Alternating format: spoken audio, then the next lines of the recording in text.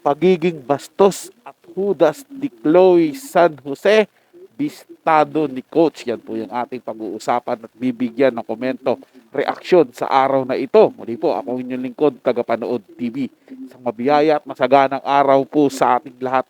Welcome back po dito sa ating YouTube channel at Facebook page. Kaya sa mga bagong napadaan lang po dito sa ating channel, huwag niyo po sanang kalimutan na mag-subscribe.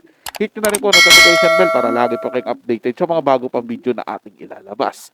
Share, like, and comment din po kayo mga tagapanood. Atin yung babasahin at pupusuan. Kaya naman wag na po natin patagalin to. Simulan na po natin ang ating reaction video sa araw na to mga tagapanood.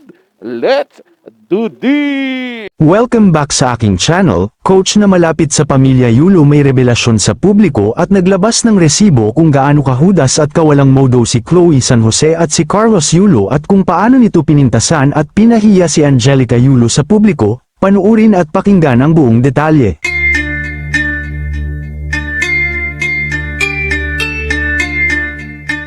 Tila hindi na nga nakapagtimpi pa ang umano'y isang malapit na coach sa pamilya Yulo at inilapag na ang mga resibo sa umano'y pangungutya ni Chloe San Jose at ni two-time Olympic gold medalist Carlos Yulo kay Angelica Yulo.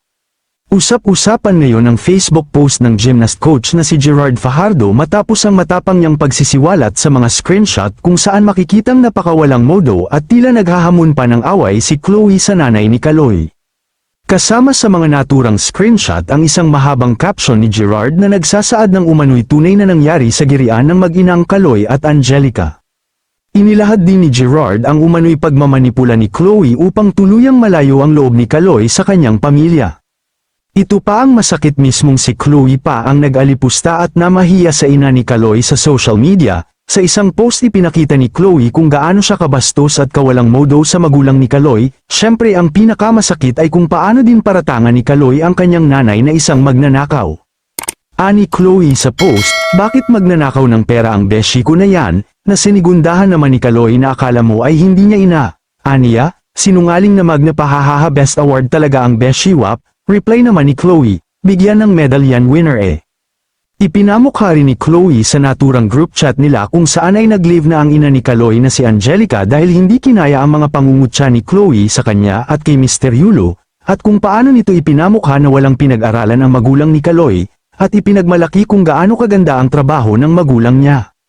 Mabalik tayo sa mga revelasyon ng coach na malapit sa pamilya Yulo tungkol kay Chloe na kung paano nito nilason ang isip ni Kaloy at kung paano nito sinira ang pamilya Yulo. Na talaga nga naman na nakakagulat na revelasyon dahil ganito pala kahudas si Chloe San Jose. Pakinggan natin at tiyak na kukulo ang dugo nyo lalo na ang mga inis kay Chloe San Jose.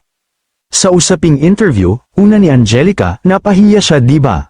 Bakit kaya? Diba dahil kay Chloe? Pangalawa si Kaloy, napahiya din siya diba? Diba dahil kay Chloe? Mag-ina nga kayo, kasi parehas kayong mahihina. Parehas na nabahidin ang pagkatao nyo dahil kay Chloe. Grabe po mga tagapanood, no? Hindi ko po akalain na ganito gagawin niya. Pero mo, jowa ka pa lang. O sabi, kahit niya po sabihin, magka-live-in kayo ni Carlos Yulo. Pero ganun yung sasabihin mo na para magpaparinig ka doon. GC po na ilan to mga tagapanood, ha? Ipapakita mo yung kabastusan mo. GC ng pamilya Yulo to. Sinama po dito si Chloe San Jose.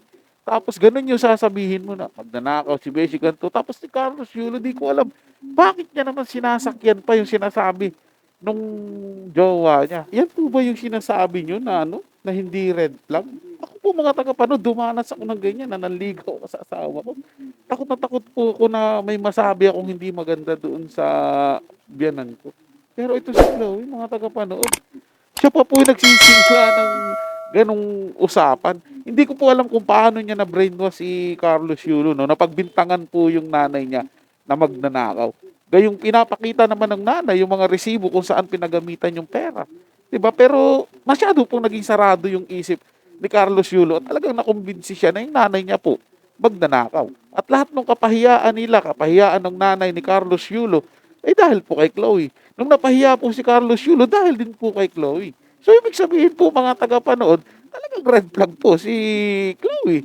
Hindi po ba? O sige ngayon mga tagapanood, ipapaubaya ako po sa inyo, lalong-lalo na dyan sa kumakampi kay Chloe San Jose. O sige nga, ilatag nyo po dito kung ano po yung magandang ugali na sinasabi nyo dyan kay Chloe San Jose. Gilatag nyo po rito mga tagapanood, lalo na dyan yung mga kumakampi kay Chloe San Jose.